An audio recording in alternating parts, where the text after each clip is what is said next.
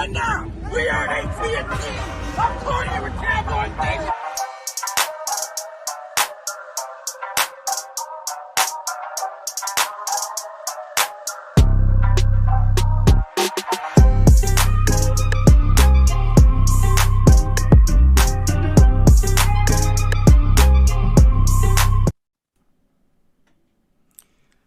Hello, everybody. Welcome to this week's edition of Tag Nation, starring Mike Tag and Jimmy D. Before we get on to the topics at hand, don't forget, like, subscribe, share with your friends, and don't forget, on that 1,000 subscriber, we're going to have a nice prize, a nice giveaway for the 1,000 subscribers. So, we got a lot to talk about this week on Tag Nation. We got the Cowboys coaching situation we're going to talk about. We got the Tom Brady retirement saga. We're going to talk about the real King getting his dues, and of course we're going to talk about football from this past weekend. But for some reason, we having technical difficulties because I can't see Mike. I told you guys this was going to happen. 49er fans, you didn't listen. I tried to be respectful. When you guys got lucky like a club fighter and pull off a major upset at AT&T, I tried to give you props, but you guys wanted to attack me viciously on YouTube, viciously on Twitter, and that can't go unnoticed. The response is in order. So I waited because I knew it was a matter of time. It was a matter of time before Shanahan would do what he always does, and that's choke away a victory and bring it to defeat, just like he did in the Super Bowl, just like he did other times in the playoffs, and now he just did it. You had a double-digit lead in the fourth quarter, and what happened? You choked it away. So, bang, bang, 49er gang, get your ass on that couch, make a little popcorn, because you're going to be sitting with me. So, I told you what happened. Now I want an apology. I want a public apology on this channel, on YouTube, on Twitter. You pay homage to me and say, you were right, and we were wrong, and it hurts real bad. You might not like what I'm telling you, but you will learn to love it, because that's how Cowboy Nation's roll. We are going to run this show. Can you feel me? Then can you dig it? You know what, Mike Tag? I got to tell you something. Because you got your beef with those fans that were dogging you and your family on Facebook and social media and all this other stuff. You know what? My beef is with Kyle Shanahan. Hey, Kyle Shanahan, February 5th, 2017, Houston, Texas, Super Bowl 51, 28-3. What happened? You blew it. Horrible offensive coordinating play calling. You were too worried about going out to San Francisco because they hired you already. So you screwed Falcons Nation royally. So I have no pity on what happened to you yesterday. And don't think we didn't hear the audio and the video after the game.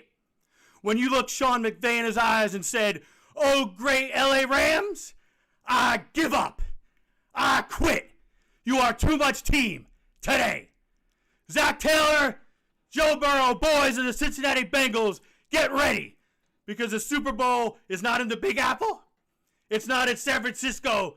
And it's not in Tampa Bay. It's in Los Angeles, California, home of the by God Rams. Get ready."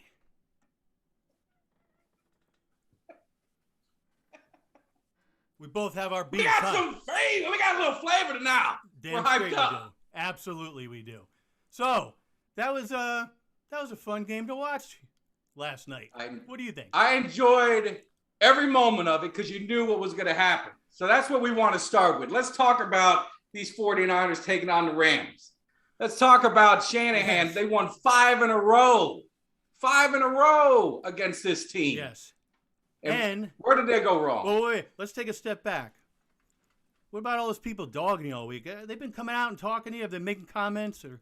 Oh, they're going after my character. They're calling me all sorts of names, but it's all jealousy. It's jealousy because they don't have what I have. They don't have what Cowboys Nation has. And we fell on some hard times. The season ended a little shorter than we liked, but I was a man. I came on the show. Exactly. I tried to give them props. I gave them the respect that they deserve for winning that game, even though, like I said, they got plain lucky, just like a club fighter. We play them 10 times, we slap them around 9. Unfortunately, they had the 1. So I'll give them that. But it was just, we had to pick our spots for Shanahan to do what Shanahan does. You, unfortunately, like you said, you had to witness that firsthand. But this isn't the first, second, or third time this has happened. This is a pattern of behavior and coaching scared. So I knew there was no doubt that the Rams are going to win that game. And that was the funny part. We were texting last night, and I said, man, I can't believe this. Double-digit lead, third quarter, and you said, just hold on, be patient. And you were spot on, man. I actually thought Shanahan was going to hold my beer. Exactly. I thought Shanahan was going to pull it off. I thought he said, man, he's finally going to get the monkey off his back. Well, this didn't happen. Wait, what about all the mistakes they made? Oh, yeah. Well, I tell you one other thing. So another buddy of mine's a 49er fan, and actually early in the third quarter, I actually texted him and gave props. I said, you know what? We've been talking about Garoppolo being a field manager more than anything, but he actually, at the point I texted my buddy, Garoppolo was about 60% passing, 2 TDs, and no interception. And then when he texted me again, he was like 16 to 29, and he said, you jinxed me. You shouldn't have sent it. I said, man, I don't believe in superstition or any of that. I just think it was a classic Shanahan debacle. Yeah. No, it was. And I hate to throw pity on him, but it just, the way that they come after me, it just made it feel so good. Now, of course, San Francisco, Dallas, we had a rivalry, in the 80s, 90s, and, we're always not going to like each other. So I didn't want them to win anyway. But you know what? I was giving them props because I even said it on, I believe I said on this show or another, they stayed true to their identity. They're a smash mouth, tough nosed football team, some dirty hits in the game, which I don't mind. That was a cheap shot on the quarterback, Stafford. There was another cheap shot on Beckham. Oh yeah, that's drilled football. Them. They play hard, down, man. It was, but unfortunately, they had some missteps. They stutter stepped. Dropped the ball. You know what happens. Yeah. So he made that same mistake again. Yes. But that's the thing. I mean, there was a lot of mistakes. Like I said, the play calling for the 49ers into the fourth quarter was not good. No. Stafford turned it up. They started playing well. But, what about the interception? Oh, God. I think my mom could have caught that ball. I mean, it looked like I don't know where he was learning how to catch a football, but you better maybe get a refund on that class. Right. Well, you know what, though? I know that the 49ers, they were working on some defensive back situations, reading plays and, trying to get some turnover and stuff. As a matter of fact, I didn't tell you this, but Dom actually snuck a secret camera into the 49ers practice last week. Saw them working on some drills. Hey, Dom, do me a favor. Pull up this is exclusive. Drills. We got to show that. Yes. Dom, pull it up. Here we go. Oh, I'm so sorry. Listen, what you got to do is you got to put this hand up, okay? And you got to try and catch it, okay? All right, here we go. Ready? Here we go. I'm so sorry. You know what we're going to do? Just tell me that you're ready. You ready? Yes.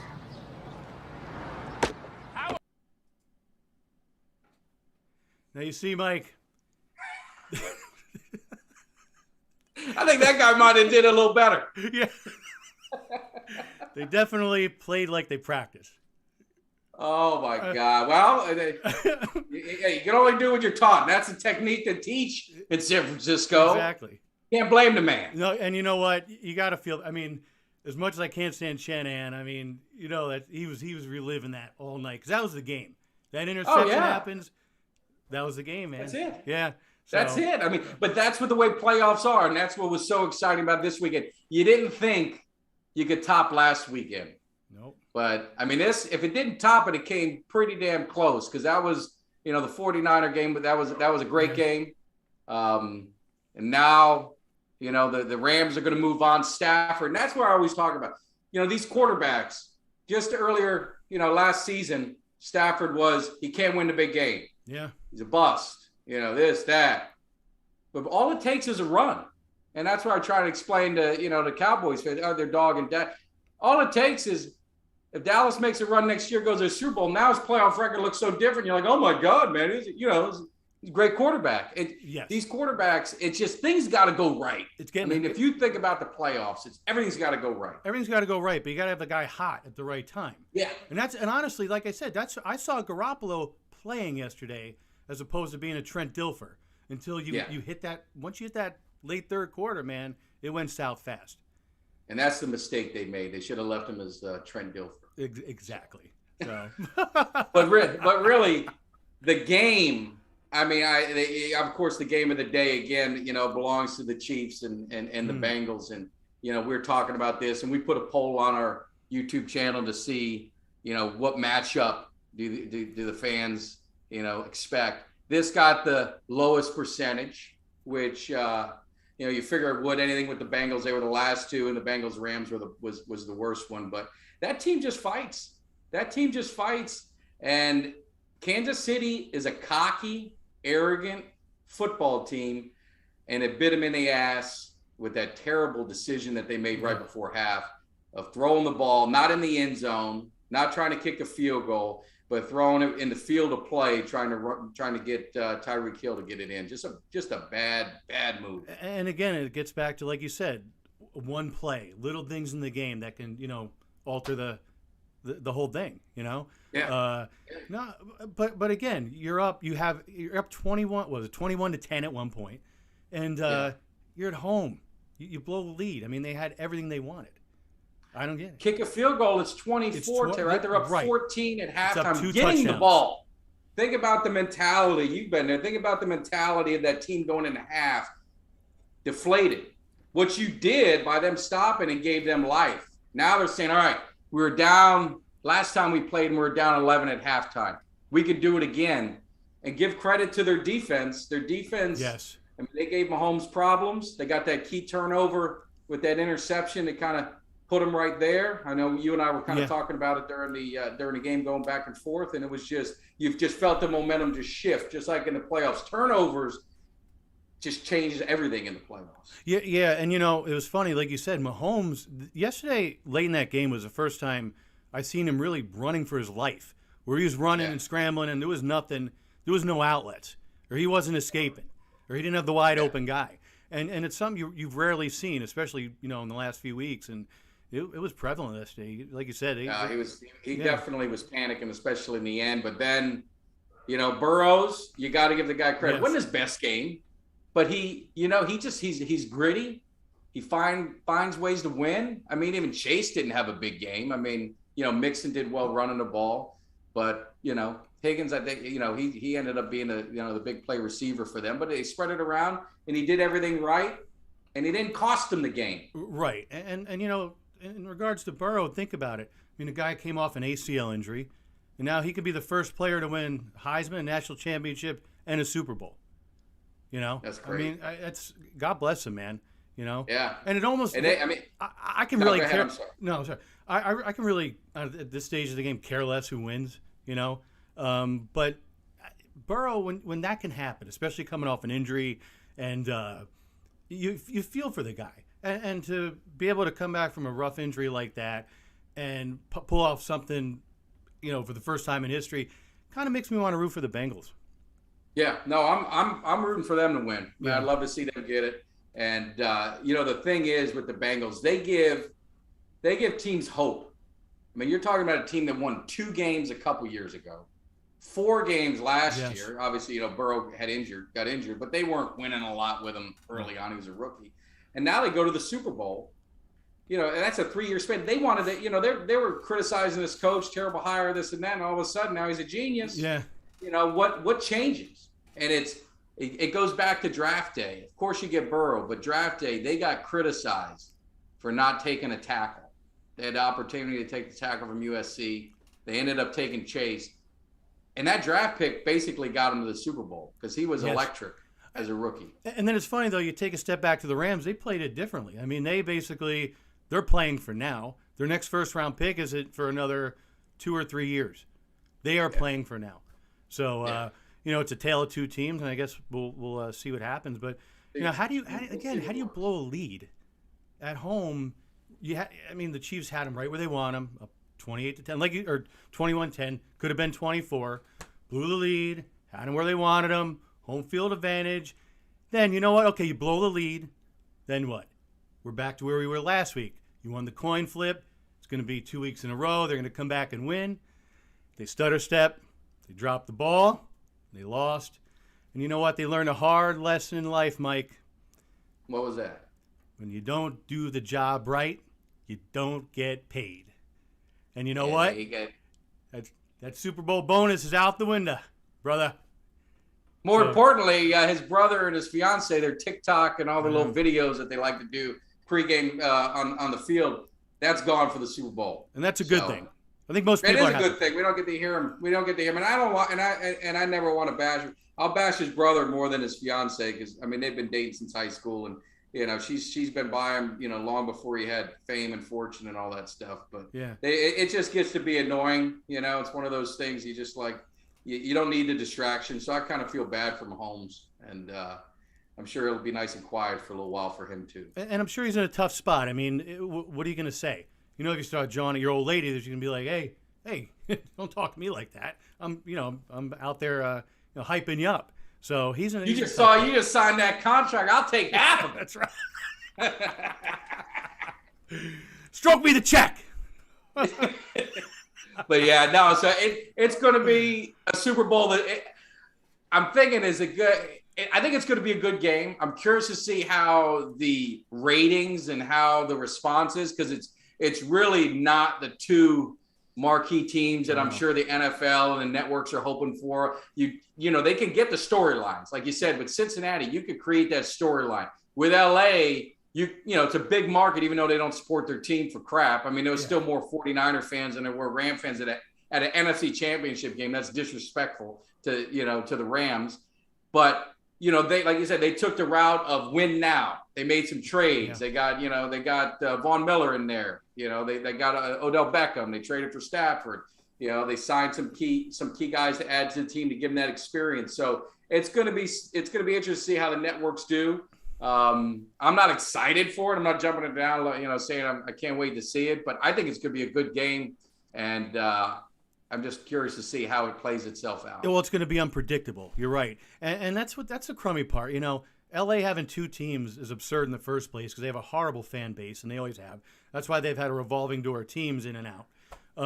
But I think it's unfortunately for the NFL, it's not going to be the best rating. They're going to have to somehow hype up the storyline, maybe hype up the Burrows storyline, or however they're going to do it. But I guess we'll see what happens. But it is going to be an interesting matchup, very unpredictable.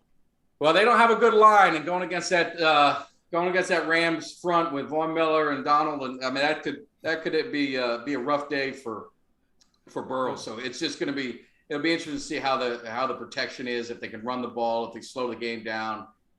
How they, you got to think Ramsey's going to be locking up Chase. That'll be an interesting matchup. So there are some storylines that they can do. And like I said, I think it'll be a good game. So we got a week to get hype about, another week in between. Yeah. So we got some time for our next show. We'll definitely touch on it more, but just thinking about some of the other topics in NFL, what else is on your mind? Well, I mean, I think the Brady Saga, which I don't know, they've kind of gone back and forth with, is he retiring? Then all of a sudden he wasn't retiring. You're down in Tampa. What's the pulse down there? Well, the rumor is that Brady, he's doing that show. I don't forget the name of it, where it's kind of like a part series, going through his Super Bowl championships. And the rumor was he was the last episode is when he was gonna walk away. And, the editors got to go through and cut it and this and that. So the rumor is one of them leaked it out to Adam Schefter, and he went ahead and ran with it. So I think it's going to happen. They're talking about it up down here. But I tell you, these fans, ticket sales are going down. All the season ticket holders are all turning them in because, this is a front run in town. Yeah. You expect nothing less from Tampa. They're talking about bringing Carson Wentz in. That'd be laughable. Then they got pipe dreams that they're going to get Aaron Rodgers or they're going to get Russell Wilson. They got all these names floating out. But, I mean, the bottom line with Tampa, and let's be straight, they're going to be cellar dwellers back again. Everyone's going to be jumping ship. Yeah, Gronk's gone. Godwin's gone. You think Sue wants to stick around and see this mess? I think Arians, he may be gone too. You want to, no one wants to be in a rebuilding process with a bad roster. Well, and like you said, it's back to reality. Obviously, I lived in Tampa for a little bit, and I remember the days where this stadium was half full, and you're going to see their attendance drop just like that. Yeah, I remember, who was that guy that used to come down here? Oh, with the Bears. Remember Mongo McMichael, Steve McMichael. Remember he used to go down.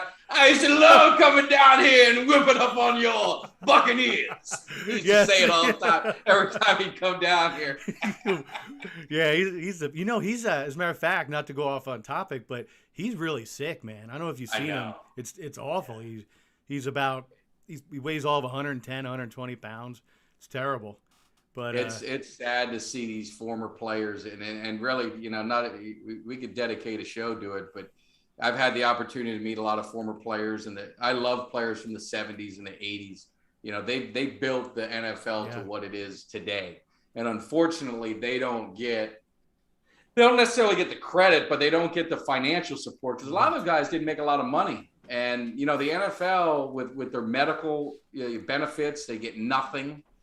Some of these guys, they're working at, minimum wage jobs just to try and make ends meet, just to get medical benefits and surgeries. And you see these guys can barely walk, and they've got, CTE, and they got memory loss. You see all these players, and, Ditkin, some of these other former guys are trying to bring light to it. And, these players today had that opportunity to give back and to try and better the program for the benefits. I don't know if it's true or not, but I was talking to a guy in the Raiders who played in the 70s, and he said, I think Drew Brees was the players' president, and they voted against. They voted against giving some of these older guys some more benefits. It just doesn't make any sense. Give them a piece of their pie. Give them the piece of their pie to the guys that made you what you are, made the league what they are today. I think it's disgraceful how some of these former players are treated. Well, think about it. Those guys paved the way. And back in the day, it isn't like now where you touch the quarterback and it's a flag, or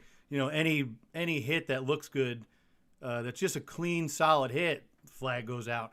Those guys were getting their asses kicked back in the days. Oh yeah, that's when it was a rough, tough man sport, and they paved the way. And really, why wouldn't you at least give them something to help out with the medical? Because that's where it stems from.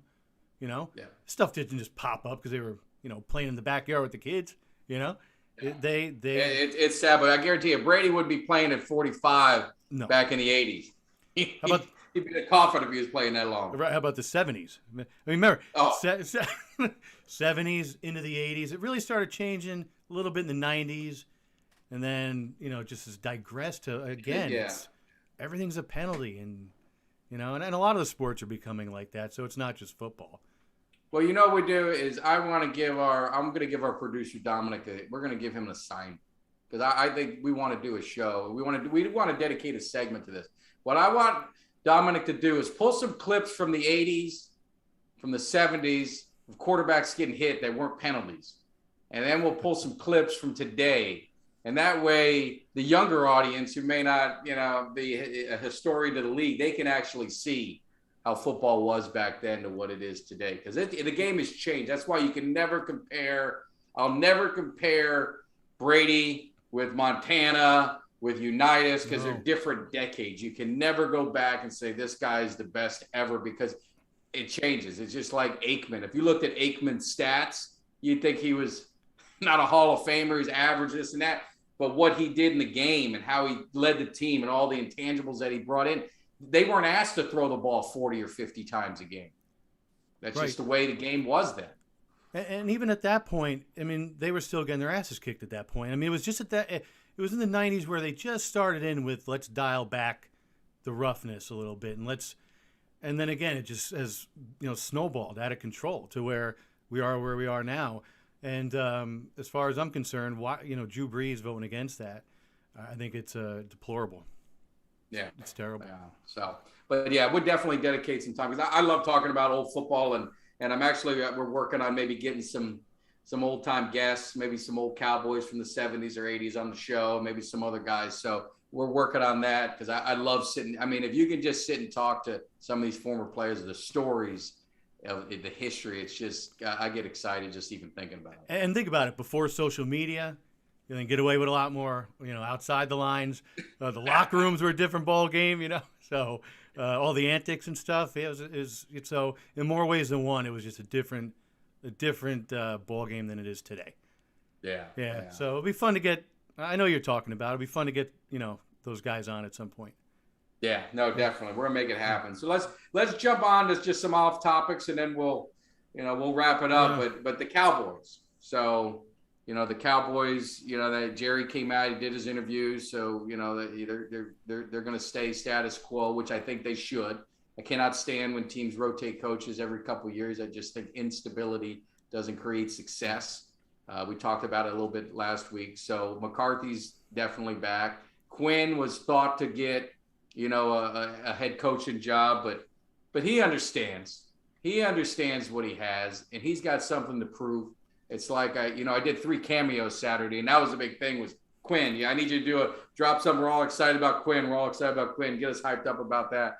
And I think he had opportunity to be head coach, but he saw the opportunity in Dallas and what he was building, and I think he wants to finish what he started. So I think our defense is only going to get better. We got to, of course, get some key free agents back, maybe shore up a few holes in the draft or in free agency from some outside players. The thing with the offense, I liked him, and I really want him to do well. Believe me, whoever's on the Cowboys, I'm pushing for you 100%. I just was really disappointed in the type of offense that I saw down the stretch and some of the decisions they made of not getting players involved, not getting, Pollard involved more and things like that. I know you don't watch a ton of Cowboy games, but did you see a change with them or your thoughts on Moore as a coordinator? Well, I mean, I know that you're not a big fan, but I'm of the opinion that, again, you change your offensive coordinator, then you go into next season having to run new plays, new schemes. And again, I think that while it's not the instability of losing a head coach, you're still creating instability. I mean, you guys were 12-5 this year, Cowboys. Yeah. And granted, there were those times, and I saw, and you pointed out, you didn't have the flow, right? So if I'm in your guys' shoes, I don't mess with the offensive coordinator anyway. I know he's Jerry's guy, but again, you don't want to ruffle the feathers right now. I wouldn't. But no, I get it, but if I see him another wide receiver screen, if I see him, we need 15 yards and they're doing dump offs. When I watched the Rams and I watched the Chiefs and I watched the Bengals and I'm seeing what they're doing with their wide receivers, and I know we got wide receivers that can do it. And then they always come back to, the Bengals, they got a banged up offensive line. Well, I saw them do it against the Chiefs. I saw them throwing the ball and doing what they do. And they say our line needs to be tweaked. We definitely need some upgrades in a couple key spots. But our offensive line isn't the worst in the league. And I just don't understand how you don't get Coop, you don't get CD the ball down the field in stride. How you have a running back who has an injury, known injury, patella. Yeah. And in the biggest game in the playoffs, you don't even put Pollard hardly in the game. That's where I'm saying. So I'm trying to figure out, is it Moore? Is it McCarthy? Because remember, Moore came, McCarthy inherited Moore. Moore is a hangover from Garrett and from Linehan. So what offense are they running? Are they running McCarthy's influence offense? Or are they running Moore's offense? Where is it going? And that's where I need to see this offense evolve. And I need to see Dak evolve. And I need to see, the receiver. I need to see everything coming through because we were the number one offense in the league. And sure the hell didn't seem like it. It really didn't. I think it was some big games where they had some huge stats. But if you're watching it with your eyes, I didn't see them being the number one offense. Not when I'm watching some of these other teams and seeing what they're doing. I didn't see it. I think you might have padded some stats against my team this year in that game. I was there for that one. That was a fun game. But, and I got to say one thing. It's one thing I'm happy about. Arthur Blank, he's hands off. He's going to hire somebody. And he's not, not screwing around with calling any, forcing anything on the coaches. Smith, he didn't have anything forced on him this year. And I like that. And that, look, Jerry Jones turned things around a lot for the Cowboys back in the 90s. And that's great. But, sometimes the owner doesn't know. Jerry Jones has been in this a long time, but he doesn't know X's and O's like he thinks he does, right? Yeah. Just like Arthur Blank has owned the Falcons for 20 some odd years. Same thing with him, except he keeps his mouth shut. He'll walk the sidelines a little bit during the game, so he's not hovering over the coach. Yeah. He's much. And I give Jerry credit. He's not doing the sideline walking much anymore. And you look at it, the Dallas, you look at the roster. I mean, I can't criticize Jerry. Now, Will McClay is the main guy, right? He's not the GM by title, but he's handling the player personnel and that part with the scouting and all of that. So in the draft, they've drafted well. I mean, they've drafted well. They've got a damn good team. You look at their players, they got a roster that can compete. And that's where I tweeted out, after the game with the Bengals, I'm happy for them, but I'm disappointed. I'm angry. I'm jealous because I look at that team and we're better than them. And they're in the Super Bowl and we're not. And why is that the case? And, it always starts at the top. So Jerry's always he's got to look in the mirror and he's got to figure out what went wrong and they need to fix it because you got a window and we got a window, but the window don't last long in the league of a salary cap era. It's not going to last long. They got to capitalize now. And it's been too long. I mean, now we're going to be on 27 years after come next season. That is, now a lot of teams haven't caught us yet. All the ones that want to talk smack, you ain't caught us yet. We've given you a 27-year head, buffer, and you guys haven't closed the gap except for New England and Pittsburgh, but it is what it is. Well, at least you had a prime. We didn't have no prime. We didn't have nothing. But, I'm gonna keep it real, right? Yeah. I gotta kind of throw a fastball at you here. So we have the Bengals, who 4 out of 6 seasons were under 500, and only one of those seasons was 7-9. The other ones were horrible, right? You have the Rams, who were soul searching earlier in the season. They, turned things around. How does that make you feel in a situation like that, where you guys, again, you led the league in offense, 12-5, going into the playoffs hot? I mean, what are you feeling about that? It makes you almost want to change, but I don't want to change. I like who I am, and I'm going to support this team. We're going to get it figured out, and if Jerry doesn't straighten it out, maybe I need to go down there. Maybe I need to end up on that board and get this team mentally prepared, because that's what it is. Football is about emotion. You got to have the X's and O's, but that's the one thing that we had on our team in the 90s. I mean, you had Michael Irvin. He was a lightning rod of emotion. And it was, if you didn't throw him the ball, it was unacceptable. Right. If you weren't prepared to do it was unacceptable. And the mentality, I almost liken it to my kids. I love my kids and I love my nephews and nieces, but I watch them compete in sports. And it ain't the way that we competed in sports. No. It was, you're going to come after me. I'm going to come after you. We're going to throw down, period. Verbally, physically. Today is just not that. Verbally, physically, we came after you. It was, like you said, emotion, right? Yeah. Emotion. And again, and a lot of that is hype in the locker room before the games. It's a frame of mind, right? Yep. It's wanting to be the very best. It's wanting to be at the pinnacle of what you do for a living. And I know, that tonight, when I walk that aisle, style and profile, I'll be the best. That's how we get it done. That's now right. You see where the hype. This is always my sidekick. So that's right. You guys are just getting to meet him now. But I mean, really, we had a great show. We had fun. We let out some emotion, and that's what we want to do. Super Bowl's coming up, but it's really important. We're at 800. We're over 800 subscribers, so we're almost there. And we appreciate the support. Actually, what the 49ers did, they got the word out on us. They got us more notoriety across social media platforms. So they got to see what the hype's about.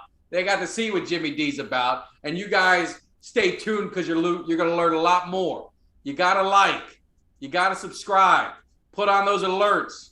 Follow us on Twitter. You need to follow Jimmy. It's embarrassing the number of followers he has. I don't know what I'm going to do. I'm Jimmy D, 44, 46. Start offering people money. You know what? Before, I just want to make reference to one more point before we sign off for the week.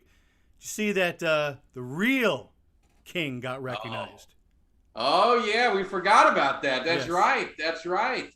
Who is now? Is that you're talking about LeBron? Who's the king? Who? LeBron the king, right? That's the fake king. Talking about the real king. Talking about Henrik Lundqvist, man, New York Rangers goaltender. Had his number retired Friday night. What are you bringing up this minor league hockey teams for? They're not in the big sports, are they? First of all, shut up. You know what? No, I know you met him, right? You met him. Exactly. And you know what? In all seriousness, hold on one second here. We gotta keep it real, right? Oh, boy.